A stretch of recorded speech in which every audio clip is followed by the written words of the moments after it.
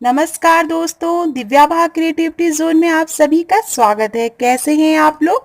मैं भावनी मिश्रा अपने चैनल में आप सभी का स्वागत करती हूँ। माता रानी की कृपा आप सभी पर बनी रहे। इस वीडियो में मैं आपसे शेयर करने जा रही हूँ जीवित पुत्रिका व्रत की कथाएं। दो कथा जो कि बहुत प्रचलित है। एक है जीवित वाहन भगवान की कथा, दूसरी चील और सियारिन की कथा। ये दोनों कथा मैं आपसे शेयर करने जा रही हूँ। तो चलिए वीडियो शुरू करते हैं। भारतीय संस्कृति में पर्व त्योहारों की भरमार है और सभी पर्व त्योहार से जुड़ी कोई न कोई कहानी है। इन्हीं व्रत त्योहारों में से एक जीवित पुत्रिका व्रत यानी जीवित पुत्र के लिए रखा जाने वाला व्रत है। मान्यता है कि यह व्रत वे महिलाएं रखती हैं जिन्हें पुत्र होते हैं। बच्चों की लंबी उम्र के लिए रखा जाता है यह व्रत। कुछ इलाकों में इसे जिउतिया के नाम से भी जाना जाता है। हिंदू पंचांग के अनुसार यह व्रत अश्विन मास की कृष्ण पक्ष की अष्टमी को मनाया जाता है। इस व्रत में महिलाएं 3 दिन व्रत रहती हैं। पहले दिन सप्तमी के दिन नहाय खाए होता है। उसके बाद अष्टमी के दिन खुर जितिया होता है जो कि निर्जला व्रत होता है और नवमी के दिन इसका पारण किया जाता है। तो चलिए कथा शुरू करते हैं। जीवित पुत्रिका व्रत कथा। जीवित वाहन भगवान की कथा मैं सुनाने जा रही हूँ। जीवित पुत्रिका व्रत के साथ जीवित वाहन भगवान की कथा जुड़ी है। गंधर्वों के राजकुमार का नाम जीवित वाहन था। वह बड़े उदार और परोपकारी थे। जीवित वाहन भगवान के पिता ने वृद्धावस्था में वनप्रस्थ आश्रम में जाते समय इनको राज सिंहासन पर बैठाया, किंतु इनका मन राजपाट में नहीं लगता था। वह राज्य का भार अपने भाइयों पर छोड़कर स्वयं वन में पिता की सेवा करने चले गए। वहीं पर उनका माल्यवती नामक राजकन्या से विवाह हो गया। एक दिन जब वह वन में भ्रमण करते हुए जीवित वाहन काफी आगे चले गए, तब उन्हें एक वृद्धा विलाप करती हुई दिखी।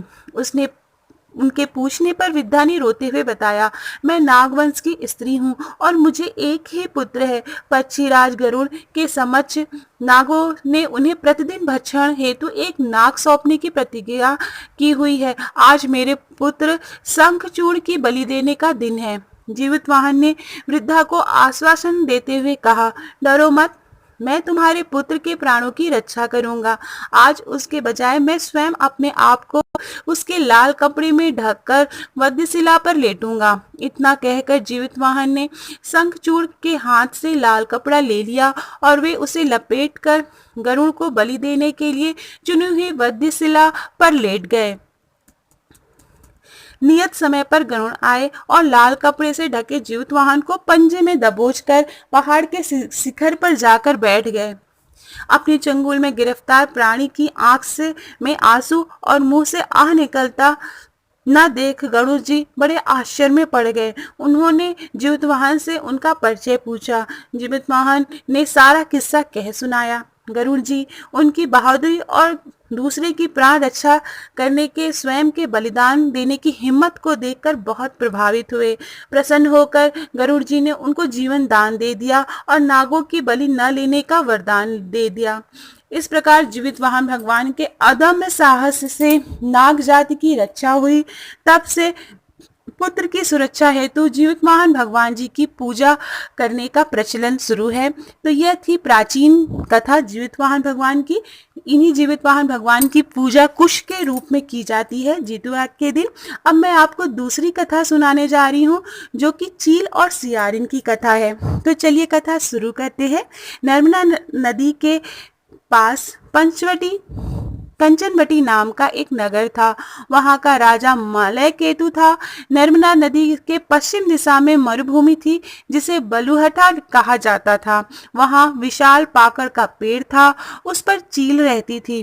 पेड़ के नीचे खोदर था जिसमें सियारिन रहती थी। चील और सियारिन दोनों में दोस्ती थी।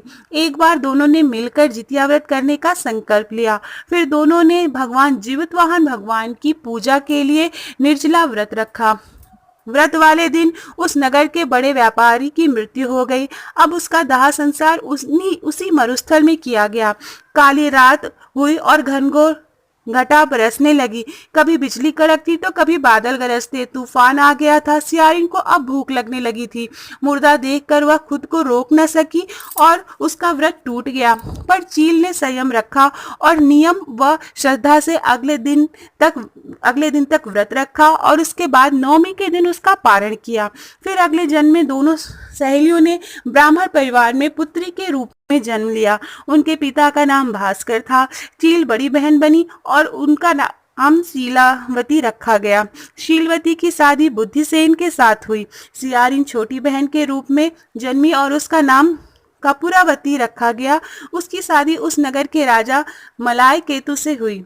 अब कपूरावती कंचनवटी नगर की रानी बन गई। भगवान जीवितवाहन के आशीर्वाद से शीलवती के 7 बेटे हुए, पर कपूरावती के सभी बच्चे जन्म लेते ही मर जाते थे।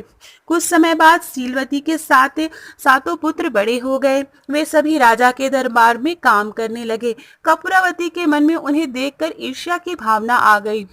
उसने राजा से कहकर सभी बेटों के सर कटवा दिए। उसने 7 नए बर्तन मंगवाकर उसमें रख दिया और लाल कपड़े से ढककर शीलवती के पास भिजवा दिया। यह देख भगवान जीवितवाहन ने मिट्टी के 7 भाइयों के सर बनाए और सभी के सिर को उनके धड़ से जोड़कर उन पर अमृत छिड़क दिया। इससे उनकी जान बच गई। 7 युवक जिंदा हो गए और घर लौट आए। जो कटे सर रानी ने भेजे थे वे फल बन गए। दूसरी ओर रानी कपूरावती बुद्धिसेन के घर से सूचना पाने के लिए व्याकुल थी। जब काफी देर तक सूचना नहीं आई तो कपूरावती स्वयं बड़ी बहन के घर गई। वहां सबको जिंदा देखकर वह सन्न रह गई, हैरान हो गई। जब उसे होश आया तो बहन को उसने सारी बात बताई। उसे अपनी गलती पर पछतावा हो रहा था। भगवान जीवितवाहन की कृपा से शीलवती को पूर्व जन्म की बातें याद आ गई। वह कपूरावती को लेकर उसी पाकड़ के पेड़ के पास गई और उसे सारी बात बताई। कपूरावती बेहोश हो गई और मर गई। जब राजा को इसकी खबर मिली तो उन्होंने उसी जगह पर जाकर पाकड़ के पेड़ के नीचे कपूरावती का दाह संस्कार कर दिया। तो ये थी चील और सियारिन की कथा, और ये दोनों कथाएं बहुत प्रचलित हैं। और जितिया के व्रत के दिन जब हम निर्जला व्रत रहते हैं तो उसके बाद पूजा के बाद ये दोनों कथाएं सुनना बहुत ही अनिवार्य है। आशा करती हूँ आपको मेरा वीडियो पसंद आया होगा, और अगर मेरा वीडियो पसंद आया हो तो मेरे चैनल को ज़रूर सब्सक्राइब करिएगा और ये वीडियो आप शेयर करिएगा। बहुत बहुत धन्यवाद ये वीडियो देखने के लिए। कमेंट बॉक्स में जय माता दी लिखना ना भूलिएगा। धन्यवाद।